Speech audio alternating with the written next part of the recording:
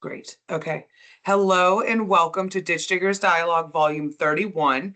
My name is Ashley Hudson. I'm the Director of Member Engagement for the Heavy Construction Contractors Association.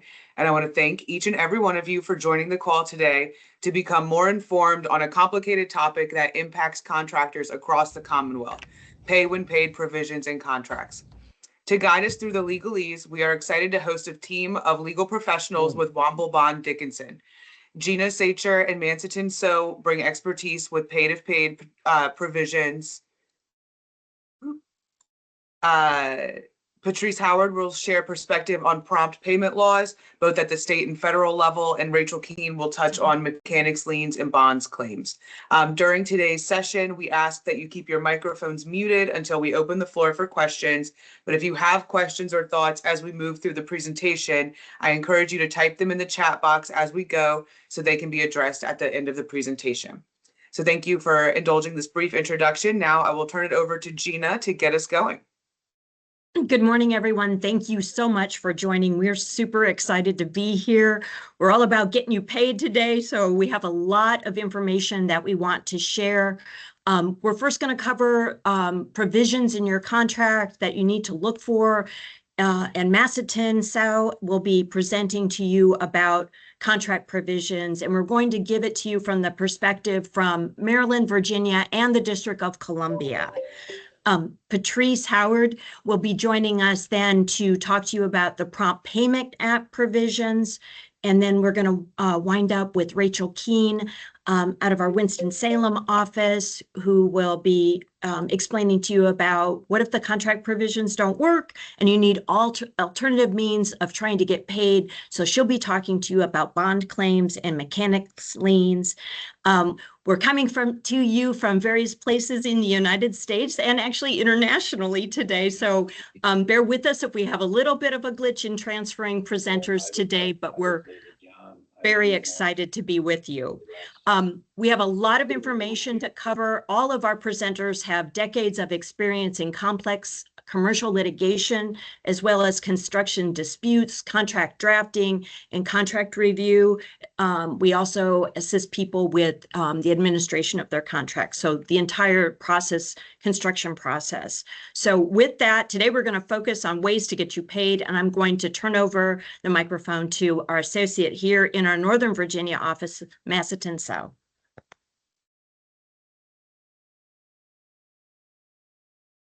Good morning, everyone. I'm Mansatin So, and I work closely with Gina. I'm going to start with the Virginia legal framework. So Virginia has made significant updates in its construction laws, especially around payment practices. And these provisions were significantly updated in 2023.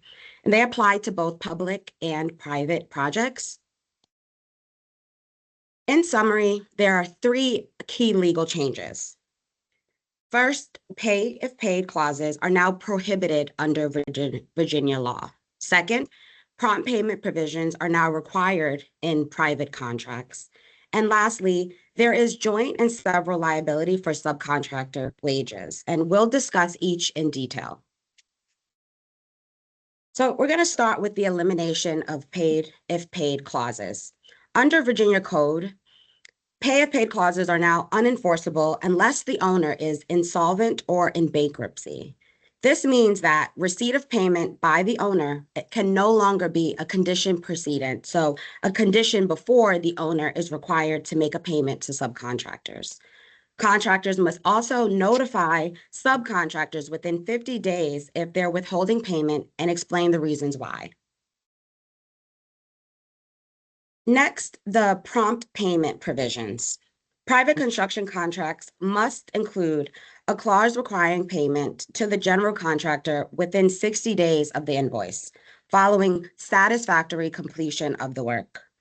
And subcontractors must be paid within 60 days of completion or within 70 days after the general contractor is paid, whichever is earlier. With public contracts, it's slightly different, and it requires payment to subcontractors within 7 days of the general contractor receiving payment and within notice of 7 days if payment is withheld, including the reason why. So some similarities there, but primarily differences. There are some ambiguities in enforcement that I do want to talk to you about today. Prompt payment clauses are required in general contracts, and subcontracts are deemed to include them even if they don't. But enforcement can be tricky, especially if the contract language is vague. So, for example, even though the law says that prompt payment clauses are deemed included in subcontracts, if the contract doesn't clearly define what constitutes satisfactory completion, it could lead to disputes. Some general contractors may argue that work that wasn't completed to their satisfaction delayed payment. Also, with respect to public contracts, if a subcontractor doesn't receive written notice of withholding within the required time frame, that they might not know their rights have been triggered. So those all can be causes of disputes. So while the law provides stronger protections now, Virginia law, the practical reality is that enforcement often depends on how well the contract is written and whether parties follow the notice procedures. The statutes also govern, and again, I'm speaking primarily solely about Virginia right now. The statute also governs wage liability to lower tier subcontractors. General contractors, subs, and lower tier subs are jointly and severally liable for wages owed to their employees for any lower sub-tier sub. This means you could be on the hook for unpaid wages even if you didn't directly hire the worker. To protect yourself, we recommend requiring sworn certifications and waiver affidavits from all subcontractors at each progress payment stage.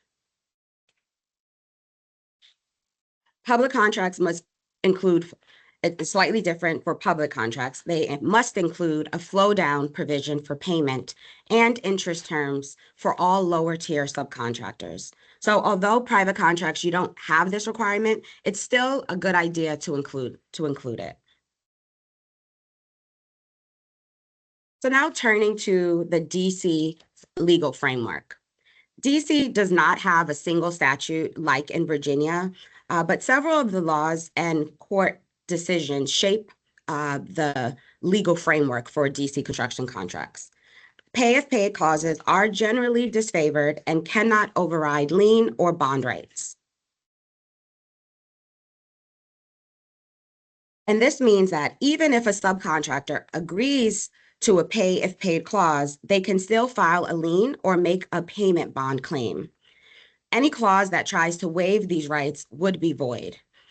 So while if pay if paid clauses may still appear in contracts, they cannot be used to defeat statutory payment rights.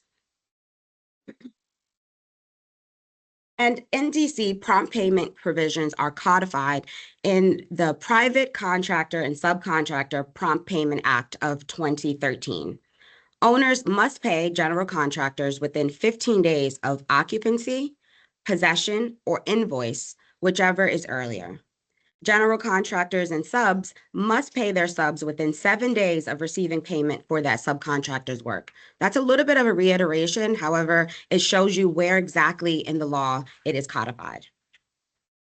And late payments accrue a 1.5 monthly interest and late payments accrue a 1.5 monthly interest on undisputed amounts, and attorney's fees may be recoverable by the prevailing party in any court action. As of 2023, DC now prohibits withholding payment to one contract to offset claims from another.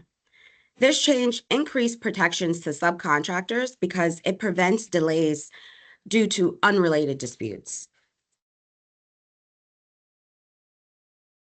And with respect to wage liability in DC, DC does not impose joint and several liability on general contractors for the wages and benefits of lower tier subcontractors or employees like in Virginia. But best practices still apply. So contractors should still require sworn progress payment affidavits to confirm that their lower tier workers have been paid.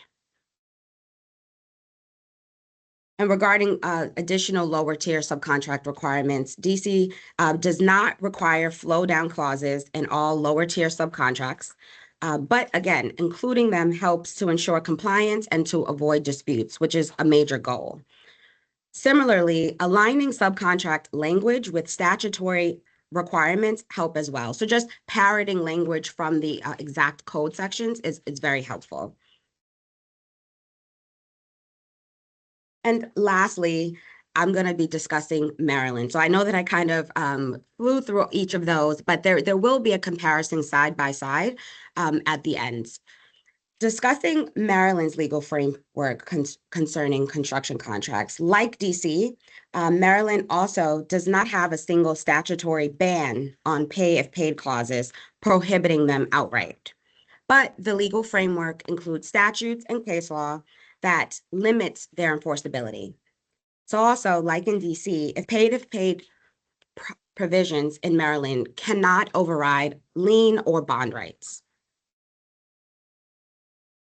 And Maryland law also requires prompt payment on both private and public projects. For private contracts, if the contract does not specify payment dates, Maryland law requires the owner to pay the general contractor within 30 days from occupancy or possession, and within 10 days from payment for public contracts. For public contracts, interest on late payments can also be as high as 9% annually. And as I stated earlier, Maryland does not prohibit outright pay if paid clauses, but these clauses are enforceable only if they are clearly and explicitly stating that they are a condition before payment will be made. Pay if paid provisions cannot override lien or bond rights similar to DC, and any contract clause that attempts to waive these rights will be void as against public policy. So just outright, those provisions will be void.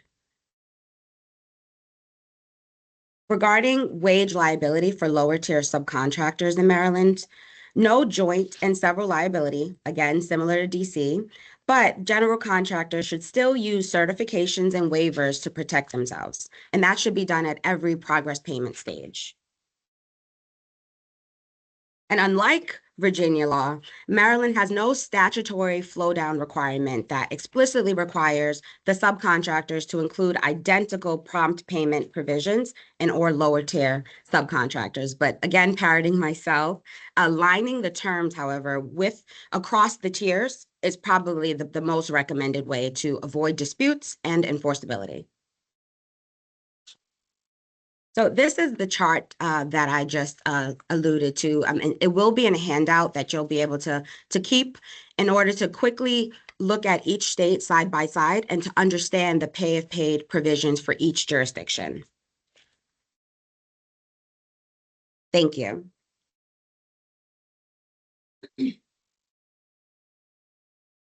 I'm just going to quickly reiterate one thing that Massatin did cover, but I just wanted it to be clear to everyone. So what we're talking about are pay if paid provisions, meaning in your contract, if it can no longer, in Virginia, since the change in the law, you can no longer have a condition that says the general contractor will only pay you if the general contractor is paid. Now, there are some exceptions. The work has to be completed. You have to submit a proper invoice. But the important thing to remember is in Virginia, look at these provisions in your contract. If you have a paid if paid condition precedent, that's no longer enforceable if it's a current contract. The timing is important for you to look at as well. If you'll be looking, there's the contractor, the general contractor has to pay you within 60 days of your invoice and you having completed the work, unless they give you notice that there's something wrong with your work. The idea is this no longer allows a general contractor to say, hey, I didn't get paid for some other reason unrelated to your work, and that be a reason for them not to pay you. This new law requires that you receive payment. Or if they have received payment, then they need to pay you within 7 days. These are contract provisions that you should be looking at in your payment terms of your contracts. We will have a handout that makes it more clear for you, but these are the things to remember in Virginia. Now, aside from contract provisions being in your specific contract, there are also what we refer to as Prompt Payment Act laws. There's a federal provision as well as in the various states. And so Patrice Howard is going to speak to you about those provisions. And I'm going to hand this over to you. I believe she's on the call now. She was traveling and with Hi.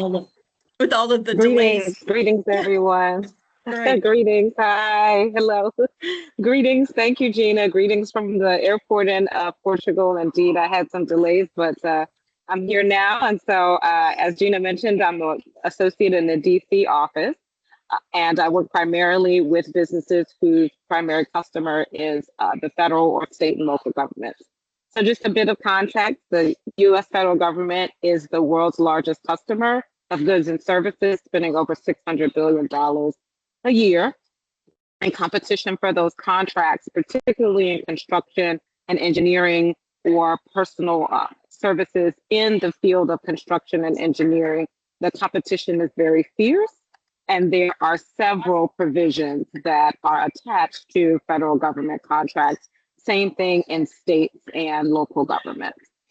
When you have a contract that is funded by US federal funds, federal funding assistance, and what I'd like to say, I'd like to make sure I put a pin in this. We've been talking about what to look for in your payment terms in your contract. You also want to understand the funding source of your construction contracts.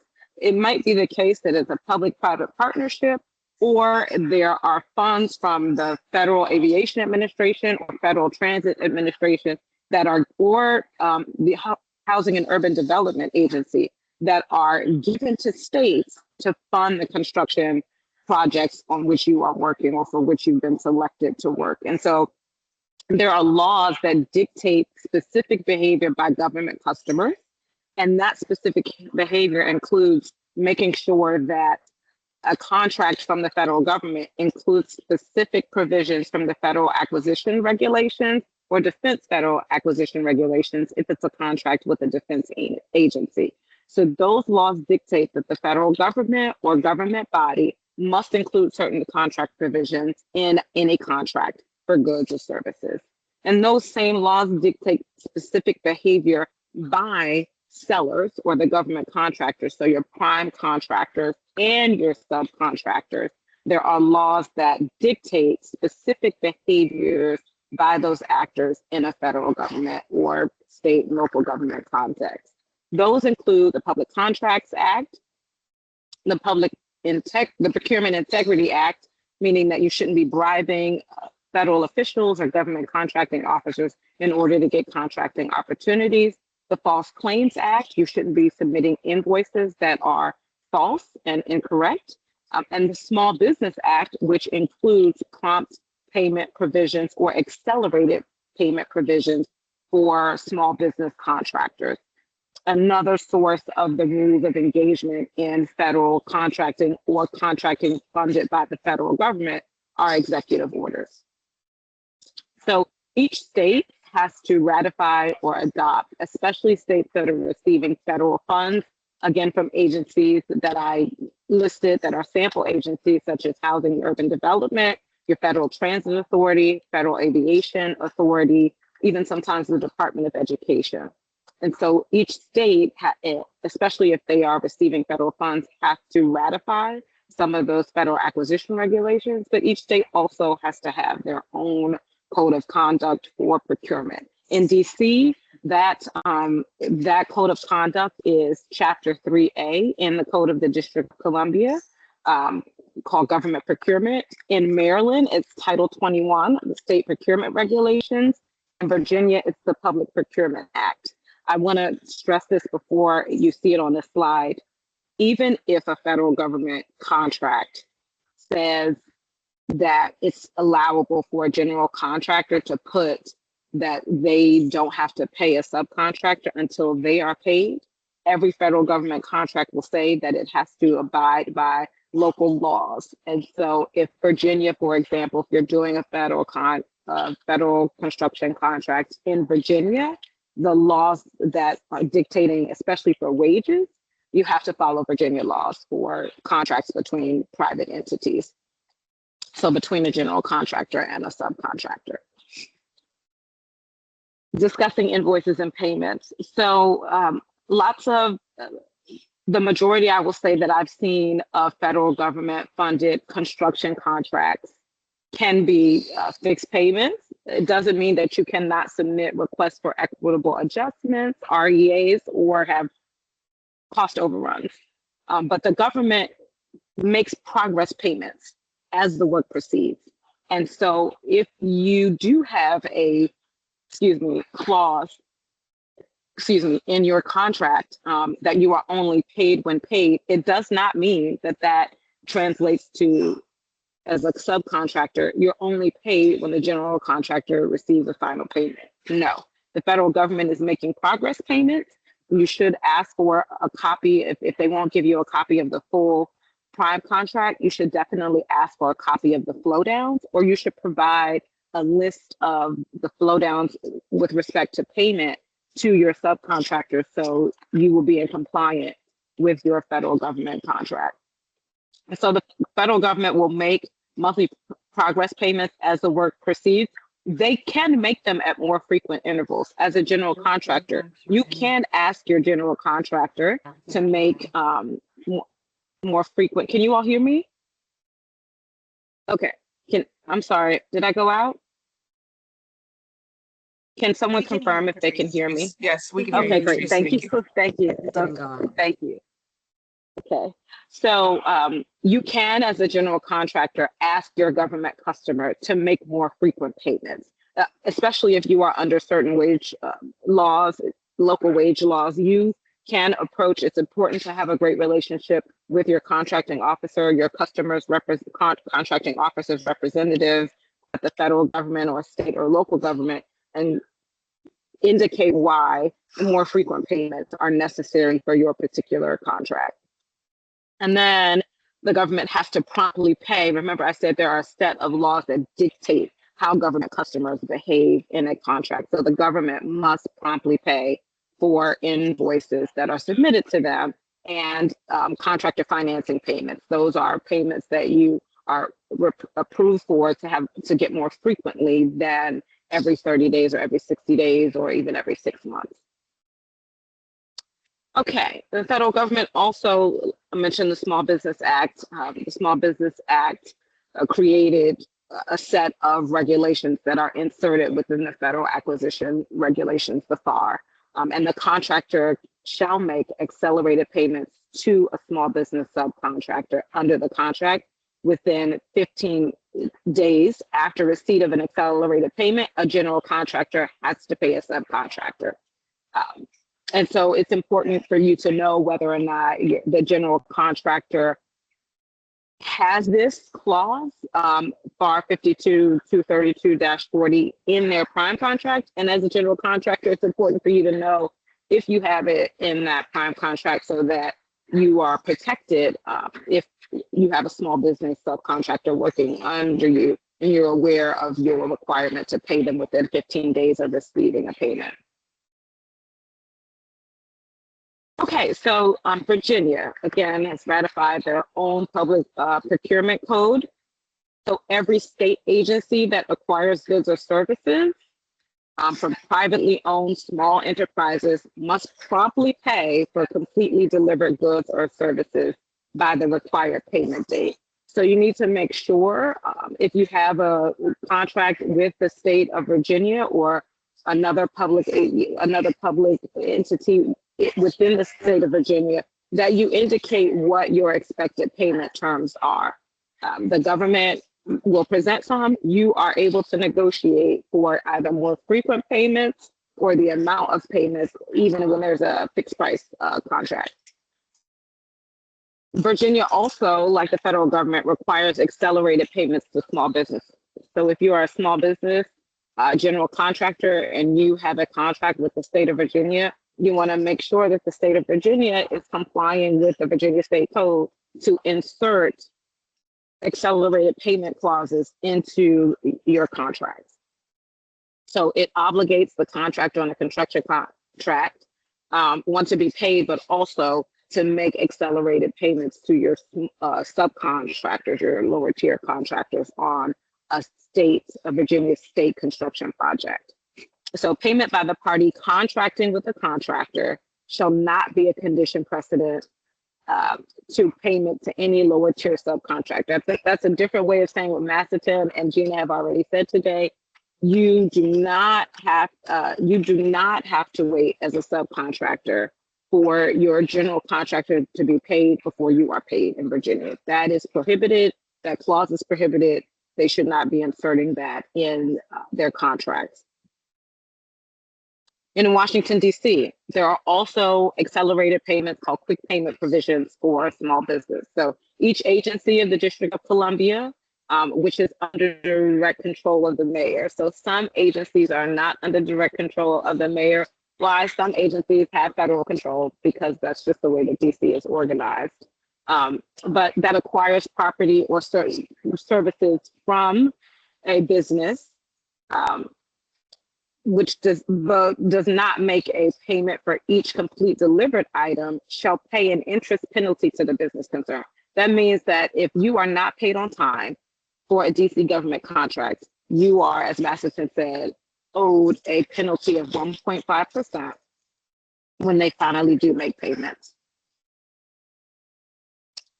DC also has accelerated payments to small businesses. So within 7 days that a general contractor receives payment from the District of Columbia, they must pay their subcontractor the proportionate share of their work of the total payment, and notify the district agency and the subcontractor in writing. As a general contractor, you're required to notify your subcontractor in writing of an intention to withhold. If there is no written notice given that they intend to withhold payment, as Masterson already stressed, then they cannot withhold payment.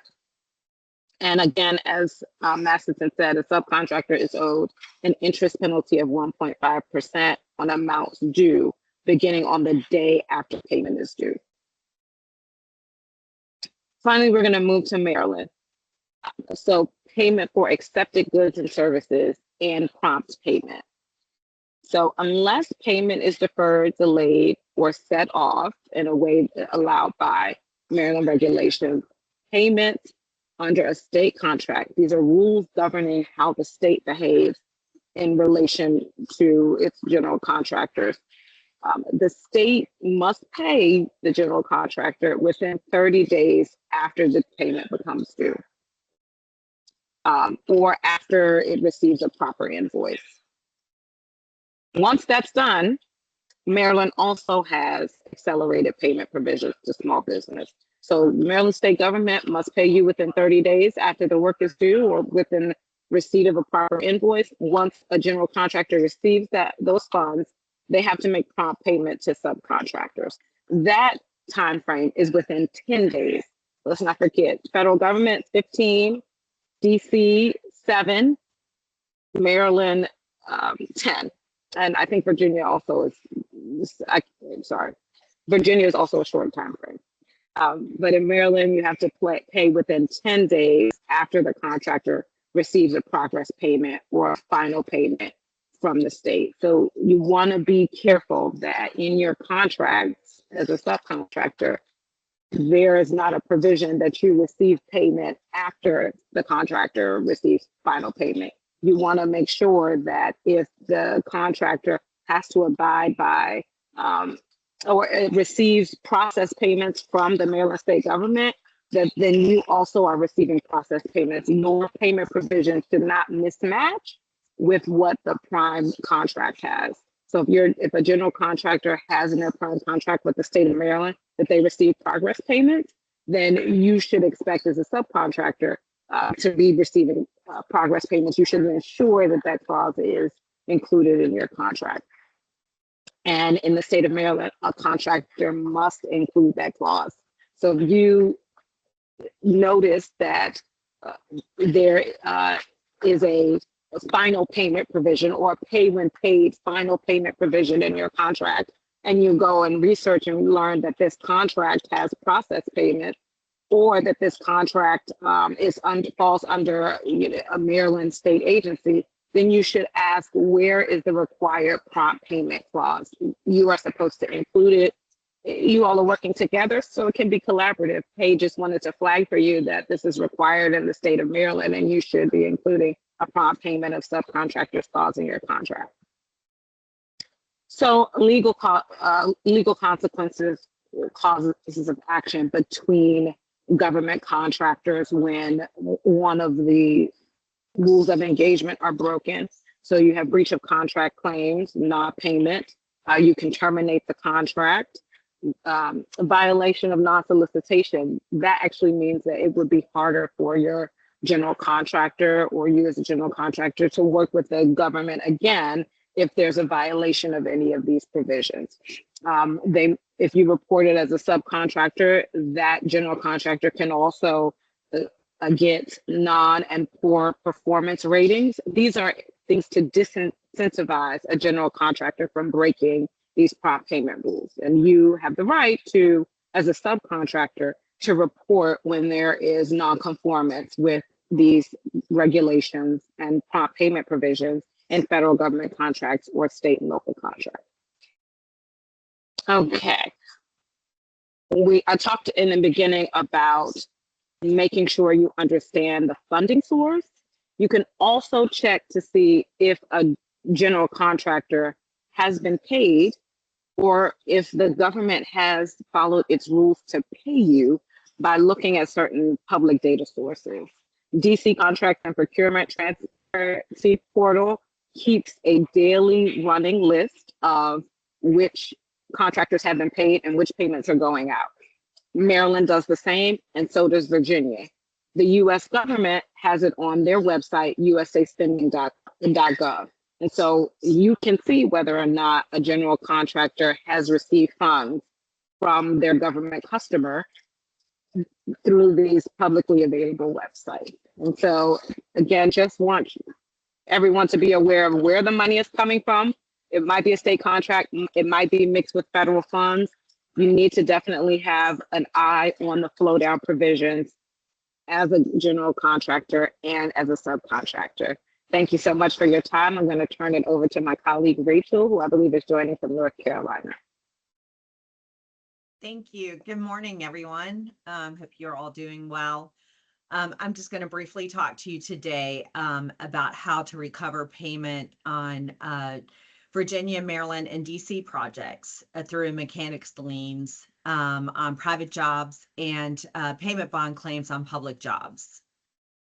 In all three of these jurisdictions, kind of the most important thing to remember is that the mechanics liens as well as the payment bond claims are governed by statutes, and the deadlines are strictly construed in all three of these jurisdictions.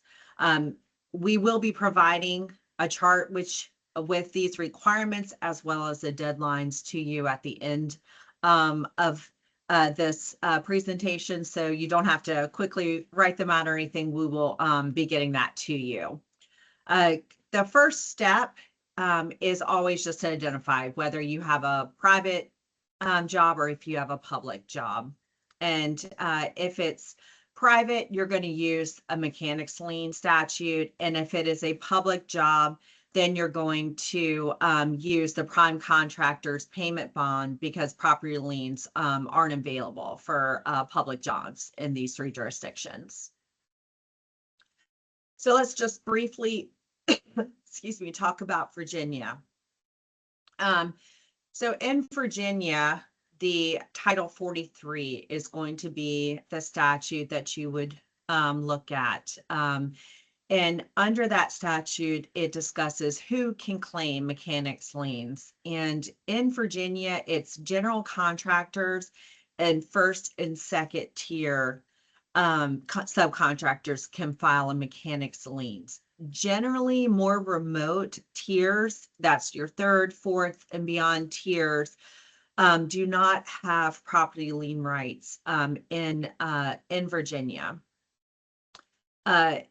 The steps to take in Virginia is you're going to want to first record a memorandum of lien. in the circuit court where the property is located. And again, there's statutory deadlines for these. It states that it's 90 days from the last day of the month in which you furnish labor or materials. And in any event, not later than 90 days after project completion. And it's going to be whichever controls is going to be statutory as well. You will also want to keep in mind what is referred to as the 150-day rule. You cannot record the memorandum of lien. It cannot include sums for labors or materials furnished more than 150 days before the last day of furnishing that precedes the filing. There's also part of the statute, there's going to be required notices, and you're going to want to comply with the statute, but you're also going to want to use receipted and trackable delivery so that you can prove that you did send these notices. The first tier subs must give written notice to the owner, and the second tier subs must notice the owner as well as the GC. In order to enforce the lien, you need to file suit to enforce it by the later of 6 months after recording the memorandum of lien or 60 days after you complete your project. In Virginia, you actually have kind of dual pass. You can also file under 43-11. There can be personal liability on behalf of the owner and the general contractor. But you want to follow the statute on the service requirements as well as the deadlines. You want to send the first notice identifying your claim to the owner and the GC or the GC. And then after your work is complete and before 30 days after the project completion, you want to serve verified second notice. And in that, you're going to have an affidavit that states the correct amount that you're going to want to send. And again, all of this needs to be done via certified mail, registered mail, so that you do have that proof. And you're going to want to use the mechanics lien in Virginia as well as the personal liability statute and follow that as well. In Virginia, under public projects, you're going to file on the payment bond, and the payment bond protects generally the prime contractor and first and second tier subcontractors. Again, like with mechanics liens, your more remote tier subcontractors are generally not going to be covered by the prime's payment bond. And under Virginia, there's also for this, there's notice and notice requirements under statute as well as deadlines. For first tier claimants, you can sue after 90 days from the last furnishing if you are unpaid. And the suit deadline is 1 year from that last furnishing. And then for the second tier claimants, you're going to want to serve, you're going to have to serve written notice on the prime within 90 days of the last furnishing, stating the amount and the party for whom the work or materials were provided. And that suit deadline is also 1 year from the last furnishing. So as I was saying, for the more remote tiers, it's property liens, they generally stop at the second tier. And so what you're going to want to do is protect yourself with joint checks, having both signatures required on the checks, or try to contract closer to the GC so that you are within those first and second tier subcontractors so that you are protected by the mechanics liens. And that's the same also with the public as well. Unfortunately, when you get into the remote tiers, they cannot claim on the prime's bond. So next is DC, and DC is very similar as Virginia. In DC, general contractors and first and second tier subcontractors can file a mechanics lien. And just like in Virginia, the more remote tiers are not going to be generally protected. They don't have the property lien rights. In DC, you're going to record what's called a notice of intent to lien. And it's going to take place during construction or within 90 days after completion of the project. You are going to need to serve the owner. And again, there's statutory requirements for that. And what you're going to want to do is protect yourself and send it certified mail so that you have that proof. And then you're going to file suit to enforce the lien. And it has to be within 180 days after recordation of the notice of intent. And then you're going to want to record a lis pendens at the land records office within 10 days after filing suit.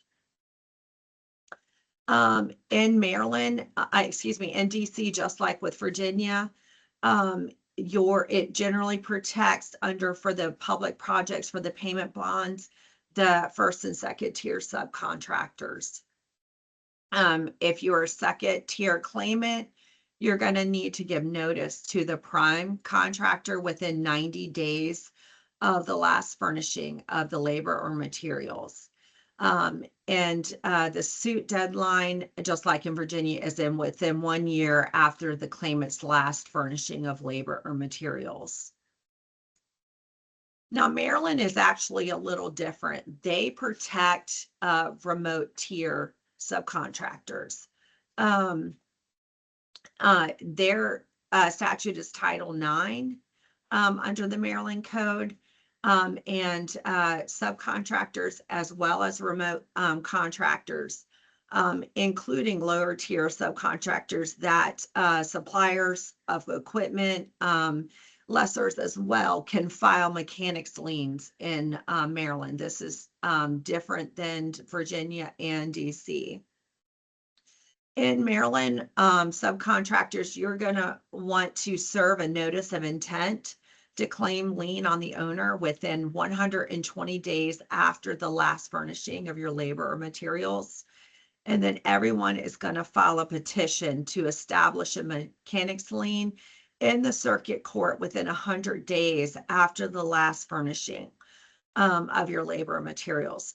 One key fact to remember in Maryland that is different also is that a claimant does not have a lien until the court says there is a lien in Maryland.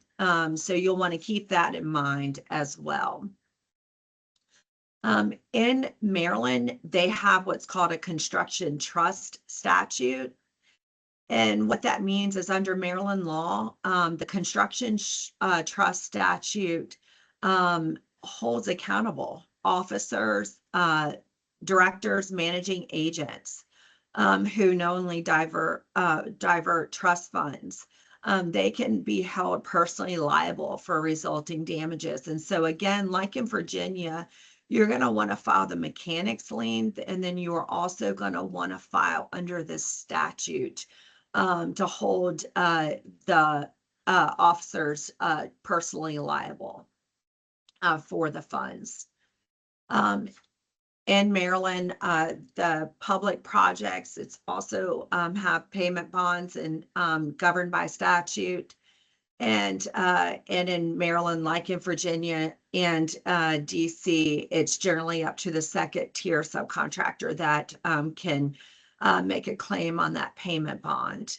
The second tier claimants, they must give written notice to the prime contractor within 90 days after your last furnishing of labor materials. And then just like in Virginia and DC, within 1 year, you, after the public body accepts the work under the contract, you must file the suit. This is the jurisdiction comparison chart that you will receive, and it just kind of briefly goes through these requirements in each jurisdiction, as well as who can file a claim on mechanics liens and the deadlines, as well as the public projects.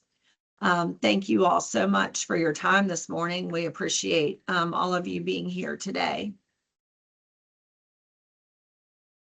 Rachel, thank you so much. I appreciate all of our presenters this morning, Patrice and Massatin as well.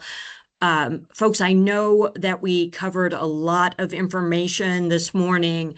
We will be providing the handout to all of you. So there is a summary of the legal topics that we have covered with respect to payment this morning. But we did want to give you enough time to ask some questions to us this morning as well. So when you get your handout, our contact information will be there. So please, if we don't get to your question today, by all means, feel free to reach out to us. We are happy to be a resource to you with regard to these, the topics that we covered this morning. And with that, we can open it up to questions.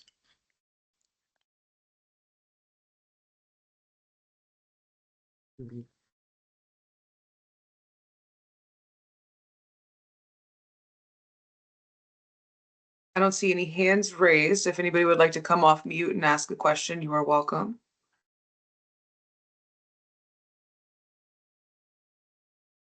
I have a question. Yes. Hi, I'm Stacy with Superior. So for the verbiage that is changed in the contracts, is it feasible that if you do see the paid when paid or paid if paid, that you should negotiate firmly striking that wording in the contracts? Stacey, that's a really good question. Arguably in Virginia, even if that provision is in your contract, it would not be enforceable. So it's a strategic decision about whether you are going to raise it or not, right? If you were my client, I'd probably say yes, we'd want to strike it, because even though a judge generally has the authority to strike something from a contract if it is not enforceable, having a judge extricate something from a contract is always risky, because that oftentimes is linked to other provisions within your contract. So it gets complicated. I always think it's a much better policy to address it right up front. And you can, and you don't even have to be really controversial about it. We've dealt with clients in these situations. We share the statute. Maybe somebody's uninitiated, didn't understand the change in the law, and say, listen, here with this provision now in Virginia, these provisions are no longer enforceable in Virginia, and offer some alternative language.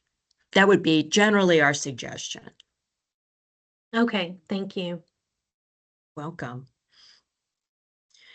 I think the issue for a lot of folks is, how do you have the discussion oftentimes, right?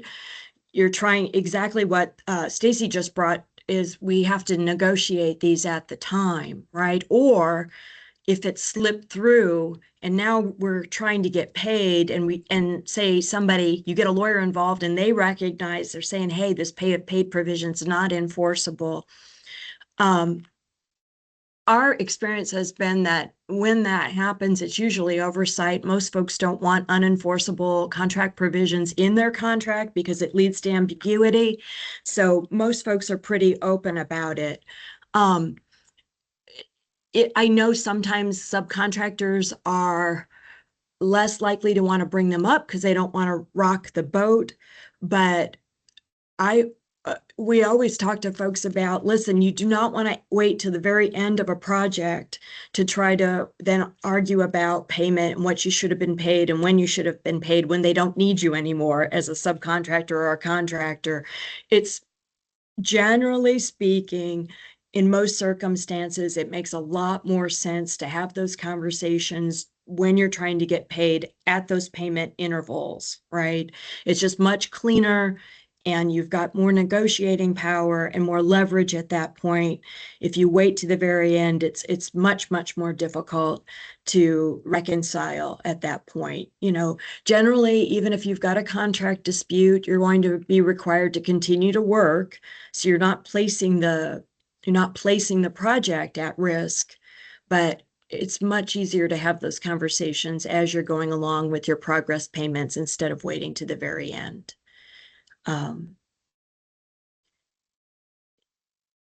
Any other questions that anyone has, or I know we've covered a lot this morning. You've got a lot of different ways that you can get paid. There are not only looking at your own individual contracts, but I think what Patrice shared with us today are those Prompt Payment Act provisions, especially if you're a small business. There's just lots of avenues to put some pressure on a contractor, if you're a subcontractor, about getting paid in a timely manner. Nobody wants to be financing a project. It's unfair. It puts your company at risk. And impacts your cash flow definitely. So just remember, and you'll get charts about these, but do remember that look at your own individual contracts, but then also look at these Prompt Payment Act provisions are incorporated into your contracts. And even if they are missing, oftentimes they're legally required to be part of your contract. So know that you have those statutory bases available to you in order to try to facilitate payment. Above all, if we can't get it worked out, mechanics liens are incredibly effective. The thing to know about mechanics liens, as Rachel emphasized to everyone, is that they're very technical. There are deadlines that will be strictly enforced and construed. So it's very important if you're looking at filing a mechanics lien, to get someone that knows how to do it, is familiar with the requirements in your specific jurisdiction. Other than lawyers, I know there are companies that will file liens for you, but you definitely want to make sure that it's somebody that's worked in your jurisdiction, because if you miss those opportunities, your lien can't be perfected. There are also the bonds. A lot of folks don't realize or don't think about bond claims. If they're public projects, it's going to be statutory. They're there. Use them if you're not getting paid. The thing to remember also about bond claims is that, again, the timing is everything. There are notice provisions, just like you would have notice provisions in your contract. If you're a subcontractor, you need to let a general contractor know you have a claim, and you have to do that within a certain period of time. Same thing about these bond claims, but they are statutory. So you don't want to be sitting on your rights. If you don't take anything else away from the presentation today, the important thing is to be diligent about seeking out ways to get paid as you go along. Don't sit on your rights. Make sure you're administering your contract effectively. Know what those requirements are with respect to payment, whether those requirements are enforceable or not, whether you have other statutory provisions that will allow you to force prompt payment. And then, unfortunately, if all else fails and you're still not getting paid, do understand that there are other vehicles that you can use, mechanics liens as well as bonds, that will preserve your rights. I know getting paid as a subcontractor is difficult. It is as a general contractor as well. This presentation was more geared towards subcontracting so that folks would be aware that those, in some jurisdictions, the pay of paid provisions are no longer enforceable. We could do an entire presentation on ways that folks try to draft around that. So you do need to be a little bit contract savvy when you're looking at your payment provisions in your contract. We want to be a resource to you. We are happy to address things in a general way for you. and let us be a resource. At the end of your handout, you will have our contact information. We're locally, we have offices here in Baltimore, Northern Virginia, and the District of Columbia. So we're well versed in our local jurisdictions, but please know that our folks in government contracts, deal on a national and international level. So more than likely, if you've got an issue, somebody in the firm's seen it before and would be more than happy to help you out. And if anybody else has any other questions, we're definitely happy to address them this morning.